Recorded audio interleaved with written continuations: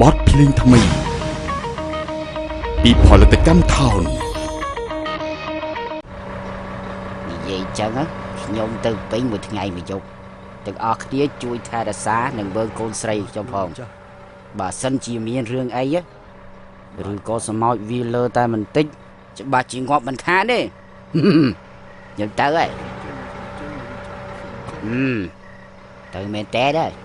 ទៅហើយ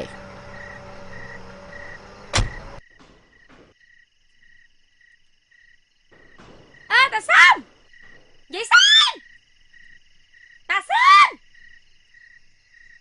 ហើយចាប់ពូមើលមិនជឿហ្នឹងបាត់តាណាអស់ហើយនេះណែយើងមើលអ្នកនាងឲ្យស្រួលមើលថាអភ័យនៅម្នាក់ឯងខ្មោចលងចង់ងាប់ក៏សម្ោចវាលើតែបន្តិចច្បាស់ជាងាប់មិនខានទេ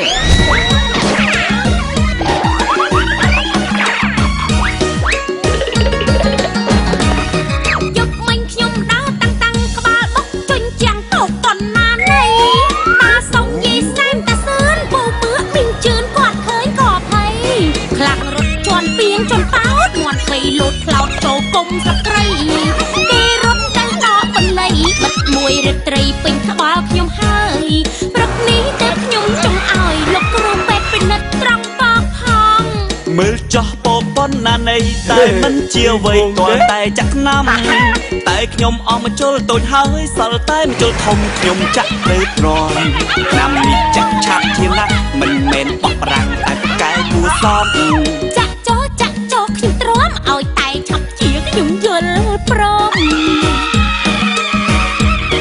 អូយឈឺពកម្លេះលោកគ្រូអូយឈឺពកម្លេះលោកគ្រូបាញ់កំណាំកុំយកទ្រាំមិនបានទេអូយឈឺពកម្លេះលោកគ្រូអូយឈឺពកម្លេះលោកគ្រូបាញ់កំណាំកុំយកទ្រាំមិនបានទេចាក់តិចសោះសាច់ឈឺប្រយ័ត្នគេលឺគិតដល់ណានៃឆ្នាំល្អចុកបន់តិចហើយតែនាង